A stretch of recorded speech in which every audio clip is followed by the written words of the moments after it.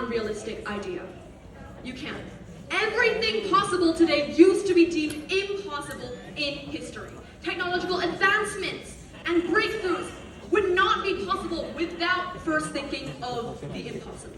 Before I would like to go on summarizing our team's point, I would first like to rebut the negative. Now, the first speaker, you said that nothing would happen and the world would be stagnant with this motion being true. But what world are you in? I'm not saying that as a metaphoric question. It's an actual question. What world are we in? We live in an era of technology, and for example, technology was deemed impossible in the past. But look at us now. Now, I also said thinking is not the same as doing. But before doing anything, you have to think about it first, right? Now, our second rebuttal. Thinking doesn't lead to actions. Now, firstly, the syllabus that I'm very sure you've studied extensively has something called the self-fulfilling prophecy. Thinking and believing something impossible to be possible in the future leads to it being possible. Now, you said it was discouraging. Well, I ask you, how so? Imagining a perfect world, for example, seems impossible, but it definitely does lead to positive change. Impossible also isn't just about some fantasy that seems untouchable. Now, for our last speaker here, the third speaker of the negative, you said that it overlooks the practical ways that people have done to achieve these inventions.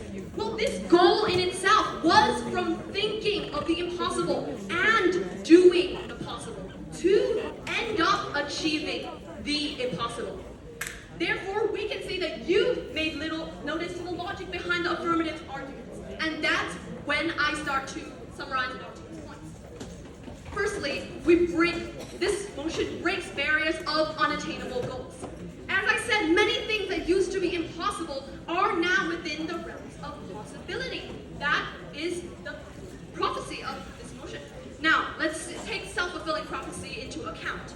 The prophecy that if one believes in something, correct or incorrect, they will take actions towards it and it will become true. Now, firstly, let's say, what is impossible? From things like getting first place in the TOC, also known as a dream, to things like human flight. Thinking of these will naturally incline people to work towards them. And I would like to say that the negative is right about being thinking and not doing, and that is exactly why they've contradicted their side, because we think before we do, and that is how we do these impossible things.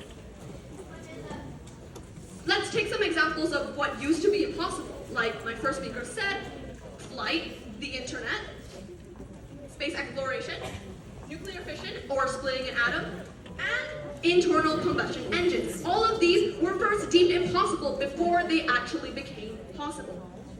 Think about it. There was no scientific evidence for it, rather even against it, but they ended up still doing it anyway. In addition, it's happening right now. Scientists have found a way to preserve light in a solid or liquid form. That was impossible. It seems impossible, doesn't it? Think about it. All of the things that are now possible started from something that was once impossible. And with that, you should strongly agree with the affirmative team.